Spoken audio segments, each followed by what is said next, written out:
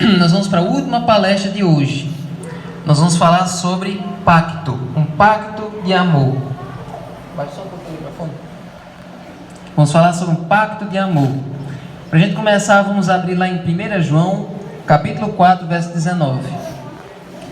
1 João é nas cartinhas, lá perto do Apocalipse. 1 João 4, 19.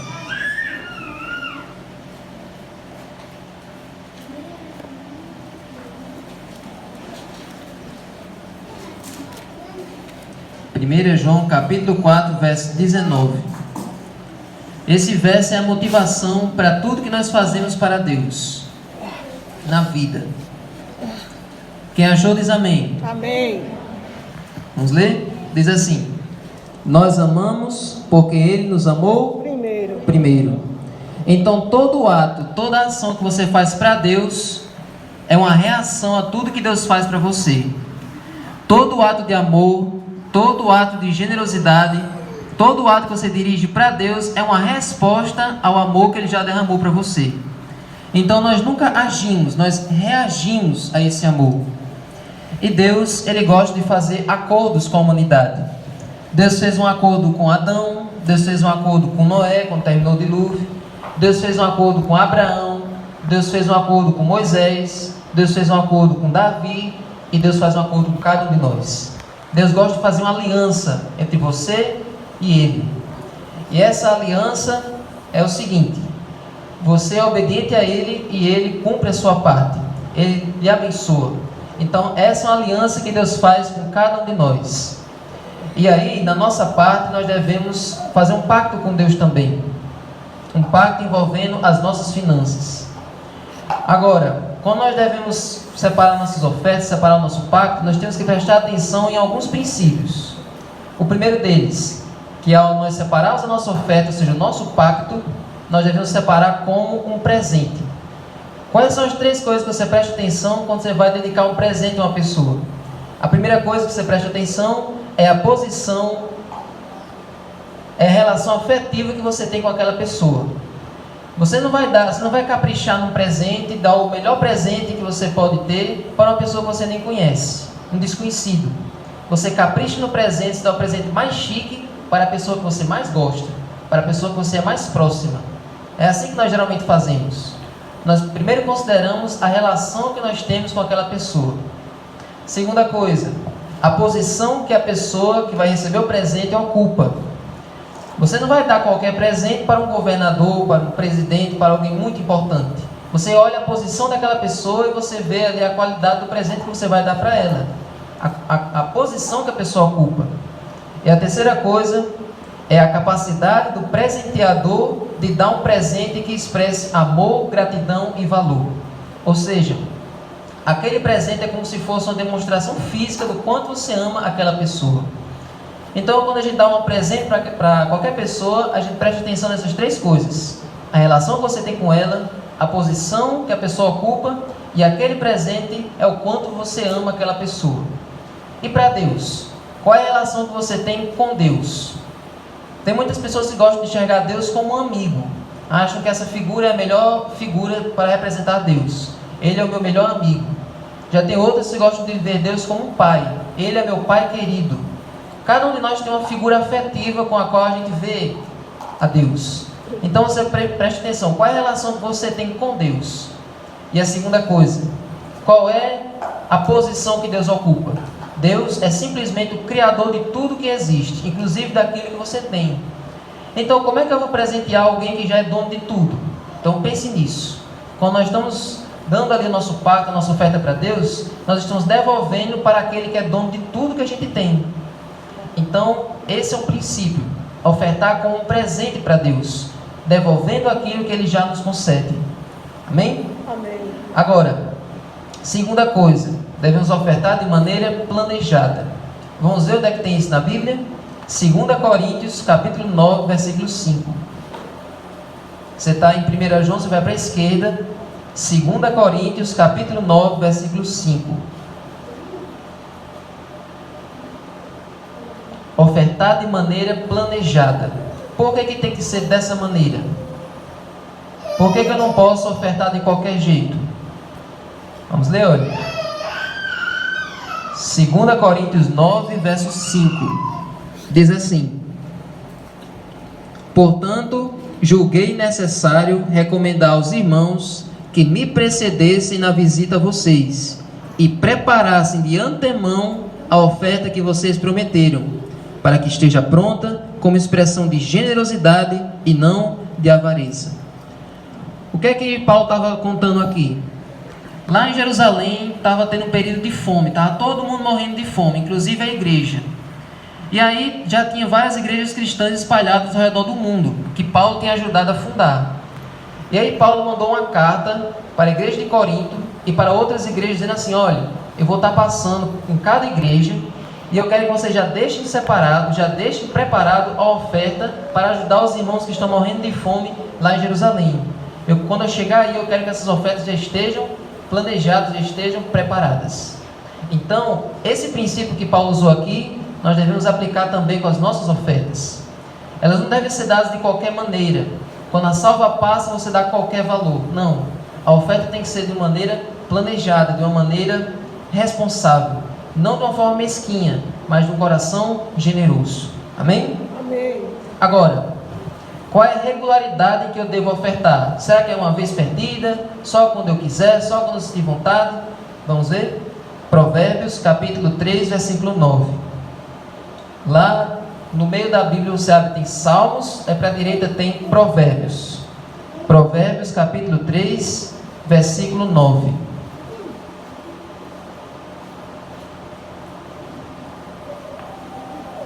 Provérbios, capítulo 3, versículo 9 e 10. Provérbios 3, verso 9 e 10. Vamos ler? Diz assim: honre o Senhor com os seus bens e com as primícias de toda a sua renda, e os seus celeiros ficarão completamente cheios, e os seus lagares transbordarão de vinho. Amém. O que é primícias? É a primeira parte, é o que você faz primeiro.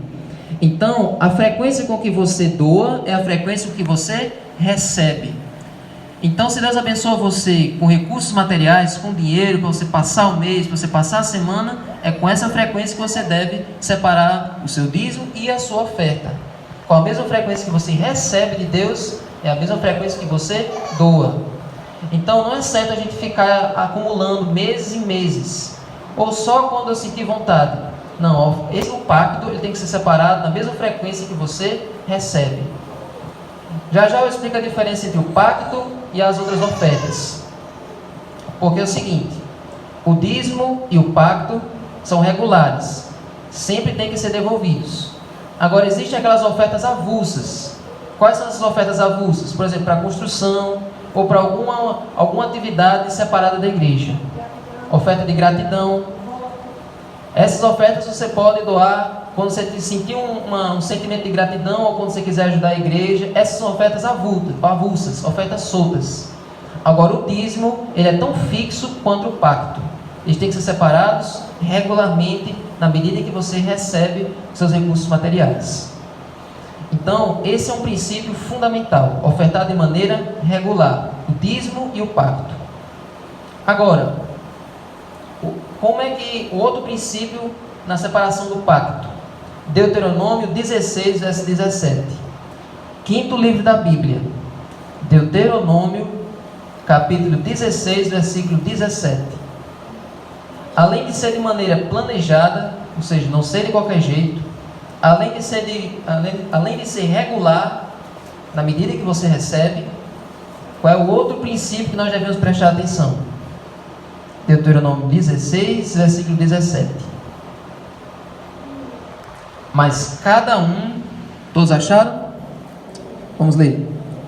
Mas cada um oferecerá na proporção em que possa dar, segundo a bênção que o Senhor seu Deus lhe houver concedido. Então tem que ser algo proporcional à sua entrada, ao que você recebe. Então o pacto, ele é uma porcentagem. Assim como o dízimo é uma porcentagem, o pacto também é uma porcentagem. Agora, o dízimo, qual é a porcentagem do dízimo? 10%. Então se você recebe R$100, o dízimo é quanto? Exatamente. Então o pacto também é uma porcentagem. Mas aí, como é que a gente separa essa porcentagem? Como é que a gente define essa porcentagem? A Bíblia não diz essa porcentagem, não é uma porcentagem fixa. É uma que você escolhe. Mas como? Em oração. Você pergunta a Deus, Deus, qual é a porcentagem que mais se encaixa com as bênçãos que o Senhor tem me dado? Qual é a porcentagem que é mais justa com aquilo que eu recebo de Ti? E aí Deus vai revelar para você a porcentagem adequada para você separar. Então você separa todos os meses 10% de dízimo e a porcentagem do pacto que você decidiu em oração com Deus. Ok? Agora, qual é a duração de um pacto? Por quanto tempo eu devo continuar com aquele pacto? Tem muitos adventistas que eles mantêm um pacto por um ano. Por exemplo, hoje eu decidi fazer um pacto de 5%. Aí no final do ano eu decido aumentar, alterar aquele pacto para 8% e até mais. Tem muitos que decidem alterar o pacto ao final do ano. Mas já tem outros que decidem alterar ou aumentar o seu pacto devido a alguma bênção especial que receberam em sua vida. Eu orei 30 anos pelo meu marido, agora ele se entregou a Deus, e agora, como eu estou grato a ele, eu vou alterar o meu pacto. E aí muitos adventistas decidem aumentar o pacto devido a alguma bênção especial, excepcional, que Deus derramou sobre ele. Então, a duração, você quem decide também. Agora, uma outra coisa fundamental. Vamos ler lá Mateus 6, verso 33.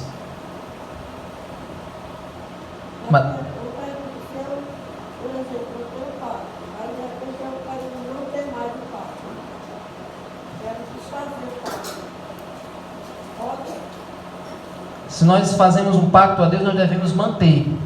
Lá no livro de Provérbios diz que nós devemos fazer votos a Deus. E lá diz o seguinte: é melhor que votes, ou seja, é melhor do que votes do que você votar e não cumprir. Ou seja, é melhor você não ter um pacto do que ter um pacto e quebrar. Então faça um pacto com Deus e experimente Deus e veja se Ele não vai abençoar você grandemente na sua vida. Vamos ler Mateus 6, verso 33. Qual é um outro princípio que nós devemos pensar? Diz o seguinte: mas busquem em primeiro lugar o reino de Deus e a sua justiça, e todas estas coisas lhe serão acrescentadas. Amém. Então, quando eu devo separar o meu pacto? Jefferson e Gabriela já falaram sobre isso.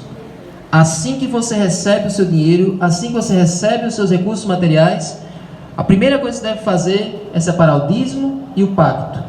Coloque Deus em primeiro e todo o resto que vai ficar com você vai ser abençoado. Sabe o que acontece quando você deixa de separar o dízimo e a oferta? Ou quando você deixa de separar depois? A Bíblia diz que é como se você tivesse colocado o seu dinheiro num bolso furado, num saco furado. Você se enche de dívidas e o seu dinheiro não dá para nada. Por quê? Porque você deixou o que era de Deus para depois, ou você simplesmente não devolveu a parte que era de Deus. Deus só aceita se for o primeiro lugar, se ele estiver em primeiro. Sabe por quê? Porque quando ele está em primeiro, todo o resto da sua vida se arruma. Deus promete consertar a sua vida se você colocar Ele no trono do seu coração. Então, gente, a parte de Deus deve ser separada primeiro. Agora, um conselho, uma orientação muito importante. Tem muitos adventistas que decidem começar o pacto com 10%. Separam 10% de dízimo e 10% de pacto. Por que muitos adventistas têm esse costume de começar com 10%? Porque eles olham para o exemplo dos judeus. Os judeus, eles eram o povo mais abençoado da terra. E qual era o pacto deles? De 25%. Muitos não têm essa condição hoje de ter um pacto de 25%. Mas só de olhar para o povo de Israel e ver que quando eles eram fiéis a Deus e tinham esse pacto, eles eram tão abençoados, isso é uma motivação para nós também sermos fiéis a Deus nesse quesito. E uma outra coisa, nós queremos que Jesus volte. Nós queremos que o Evangelho seja pregado. Mas para que o Evangelho chegue em lugares distantes, para que a mensagem chegue por todos os veículos, nos lugares que ainda não conhecem Jesus, é preciso, isso vai através das nossas ofertas. Você pode não ir pregar na Indonésia, mas as suas ofertas vão. Elas mandam missionários, elas mandam materiais, elas mandam aqueles recursos humanitários, e através das suas ofertas, o Evangelho é pregado a todo mundo. Então essas são duas motivações para a gente ter esse pacto. Mas aí eu não tenho condição de ter um pacto de 10%. Mas você pode começar com 1%, 2%. E aí, conforme as bênçãos forem sendo derramadas na sua vida, aí você vai com Deus, avaliando com Deus qual é o melhor momento para você alterar ou mudar o seu pacto. Ok? Mas nós devemos fazer um pacto com Deus. Vamos lá para o livro de Salmos, capítulo 34. Livro de Salmos, capítulo 34. Olha o que Deus diz.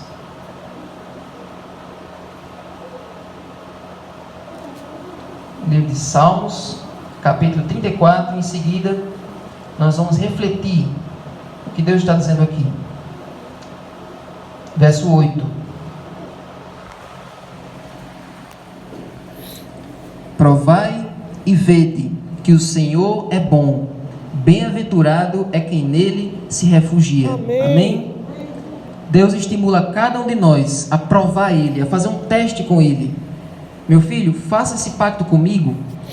Me experimente e veja se eu não vou abençoar você de todas as maneiras que você imaginar. Deus diz, olha, trazei todos os dízimos à casa do tesouro, para que haja mantimento na minha casa, e provai-me nisto, se eu não abrir as janelas do céu e não derramar sobre você bênção sem medida. Deus quer abençoar você, mas primeiro você precisa ser fiel. Primeiro você precisa fazer esse sacrifício. Então, gente, esse dia de hoje foi um dia maravilhoso. Nós tivemos palestras incríveis, mas nós não podemos sair daqui sem tomar uma decisão. Nós não podemos sair daqui sem que antes a gente faça um pacto com Deus. Não tenha medo de faltar nada, porque Deus não vai deixar faltar nada para você. O mesmo Deus que sustentou o povo por 41 anos no deserto, com aquele maná, é o Deus que promete não deixar faltar nada na sua vida. Amém. Davi ficou velho, e ele disse que desde a juventude ele nunca viu o justo mendigando ou desamparado pedindo pão.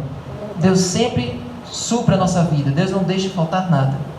Então vamos ter fé, vamos confiar em Deus e provar a Ele através da separação do nosso dízimo, do nosso pacto e das nossas ofertas. Amém? Vamos ficar de pé? Vamos cantar esse louvor, um louvor que eu tenho colocado aqui nos últimos cultos. E se você não conhece, nós vamos ouvir esse louvor e vamos meditar na letra desse hino.